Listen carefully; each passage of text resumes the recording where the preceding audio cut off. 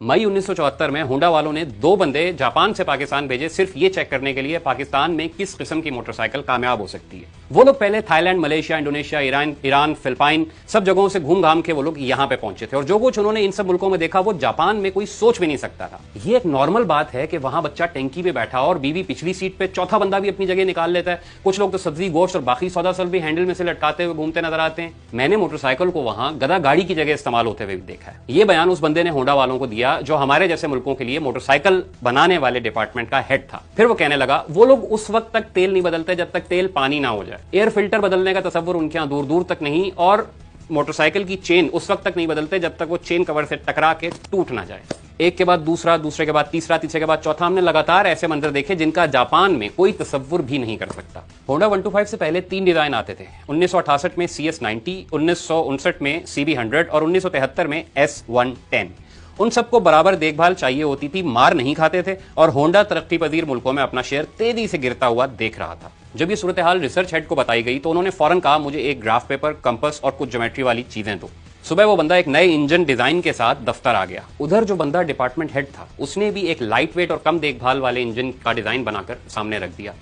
अगली सुबह दोनों डिजाइन का तकाबुल हुआ और उनमें से उसी बंदे का डिजाइन कामयाब हुआ कि जो बंदा पाकिस्तान से होके गया था। वो OHV इंजन था जो होंडा 125 में आज तक चल रहा है। अगला पूरा साल इन 8 पॉइंट्स पर फोकस था होंडा वालों का। इंजन की फ्यूल एवरेज अच्छी हो, इंजन मार खाने वाला हो, डिजाइन मुकम्मल प्रैक्टिकल हो और वही सब चीजें मुमकिन हो जिनके वहां के लोग आदी हैं।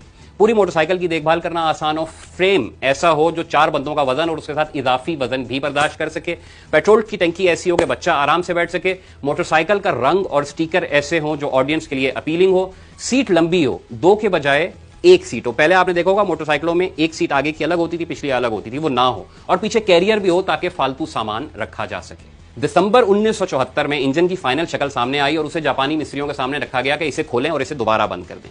पूरा इंजन खोलने के बाद आधे घंटे में जापानी मिस्त्रियों ने किसी के सिखाए बगैर उसे दोबारा बंद कर दिया। अब एक चीज क्लियर थी कि ये मार्केट में जाएगा तो ये कामयाब होगा क्योंकि मिस्त्रियों को किसी के सिखाए बगैर इसकी समझ आ चुकी है। थाईलैंड और बैंकॉक की गर्मियों में मोटरसाइकिल कच्चे रास्तों पर दौड़ाई गई ताकि इंजन के गर्म होने और उसके धूल मिट्टी से खराब होने के बारे में भी जांच की जा सके।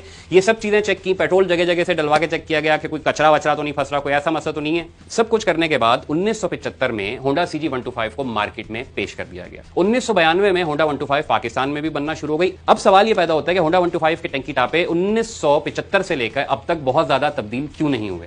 इस सवाल के 2 जवाब हैं। एक तो ये कि 2008 के बाद जापान में ये मोटरसाइकिल बननी ही बंद हो गई। चीन, पाकिस्तान, थाईलैंड वगैरह में अब भी ये बनती है, लेकिन जो भी रिसर्च एंड डेवलपमेंट होती है वो यहीं होती है। और यहां आपके ख्याल में हालात 1974 से अब तक कुछ बदले हुए नजर आते हैं। जो कुछ हमारे यहां मोटरसाइकिल से काम अब लिया जाता है उसके दरमियान कोई भी डिजाइन में बड़ी तब्दीली जो है वो 125 को एकदम मार्केट में बहुत बड़ी नाकामी से 2-4 कर सकती है। दूसरा जवाब यह है कि होंडा 125 एक यूटिलिटी मोटरसाइकिल की कैटेगरी में आती है और यूटिलिटी मोटरसाइकिल का डिजाइन दुनिया भर में इसी तरह का होता है। मोटरसाइकिलों की 6-7 किस्में हैं। ट्रेल होता है जो कच्चे रास्तों के लिए होता है, क्रूज होती है जो हैवी बाइक टाइप की चीज है, इसी तरह रेसिंग मोटरसाइकिलें अलग से होती हैं। अब 125 या 70 के अलावा बाकी सारी हैवी मोटरसाइकिलें या ट्रेल या रेसिंग बाइक्स उठा के देख लें, कई महंगे पार्ट्स का मसला होगा, कहीं फ्यूल एवरेज कम होगी, कहीं आप 4 बंदे इकट्ठे उसके ऊपर नहीं बैठा सकेंगे और बहरहाल नखरे इतने होंगे उन सब मोटरसाइकिलों के कि बंदा मोटरसाइकिल चलाता हुआ नहीं लग रहा होगा मोटरसाइकिल बंदे को चला रही है।